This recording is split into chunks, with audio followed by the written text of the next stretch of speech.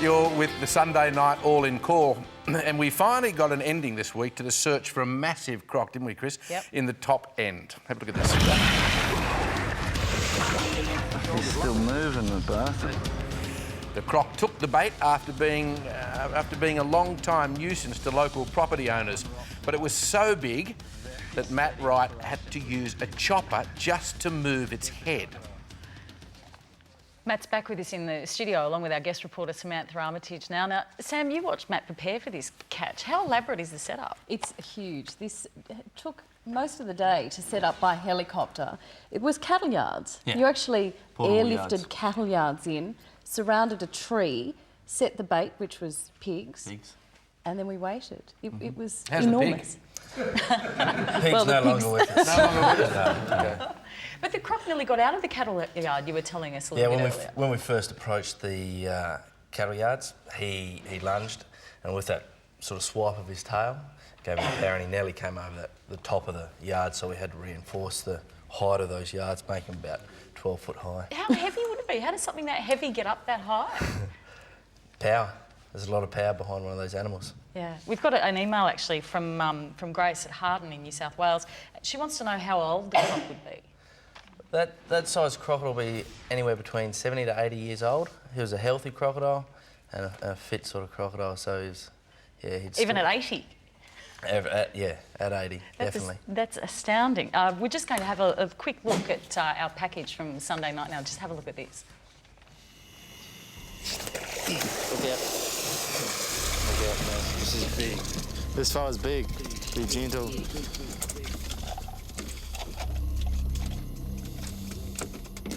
Back up, back up, back up.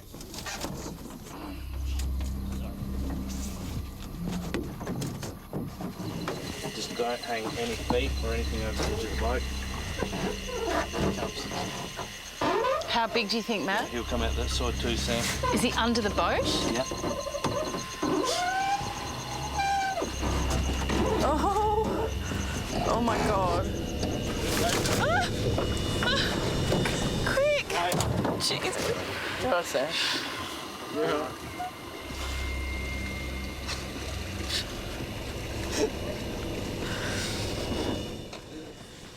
I wish you'd stop showing that. Okay, well, I mean, it's pure fear, isn't it? It is pure fear, and I think I was so terrified. That was not acting in any way, shape or form. It doesn't That was look like it. genuine fear. So Matt Matt- never seems to get scared. What Is was that how going you through treat your all the mind? girls?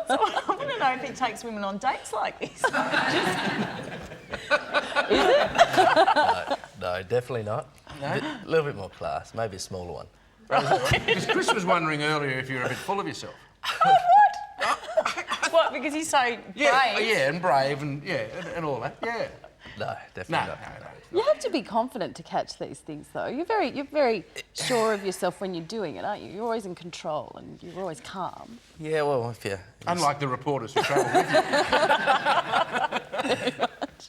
If you, I guess if you lose it at that sort of situation, things can turn bad real quick. Okay, well, other places where things can turn bad real quick are in pubs. We just want to have a look at some pictures of you in action at your local pub. Thanks, Chris. Now, this is you. With a small fan club, I think quite possibly in Sydney it may have grown. You don't have much of a problem with the ladies, do you? No. I don't have a relationship because the amount I move around. Until I settle, I'm not going to put myself or put anyone in that situation. So when are you going to settle? Because we've got lots of women sending phone numbers in to Sunday night. We've had them all week, emails, everything. I've still got quite a bit on my plate that I want to get done before I will pull up. But You're only young. that's right. I think Kate has a question here for Matt. I do. Hi, Matt. I was just wondering if you've had much press or interest internationally with your story. No, the story's only been shot, aired just the last few weeks, so no, there hasn't been much. Would you be interested in pursuing that? Definitely, probably in the future we'll see where it leads to. You even have a manager, right? You've got a managing team.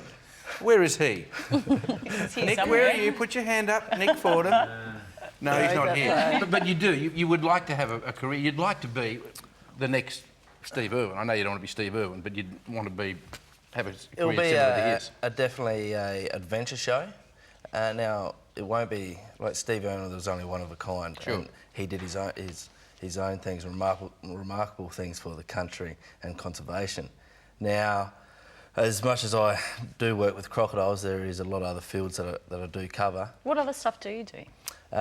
Mustering, running brumbies. There's a lot of helicopter work. I've worked a couple of years in Canada with polar bears and animals, research with animals over there as well. So how did you get into it?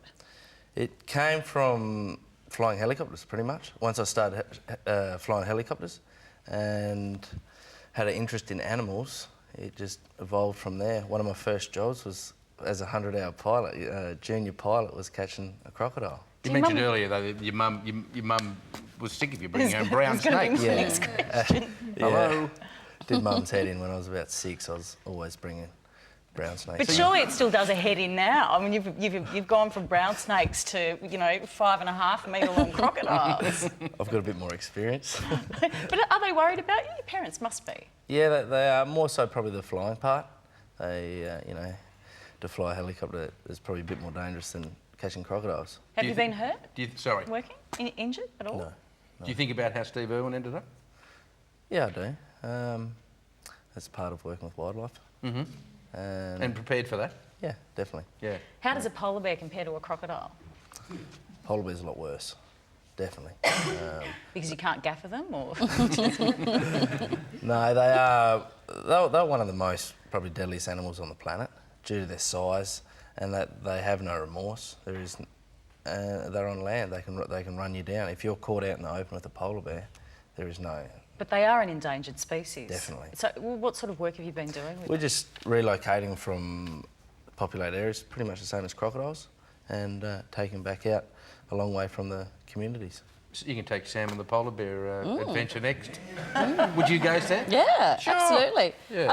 I was scared, but I never really felt unsafe at any point. No. On that boat a little bit, but I always felt like you were in control whenever we were catching crocs or flying or wherever we were on that. So we were on a 5-day shoot, and I always felt quite safe.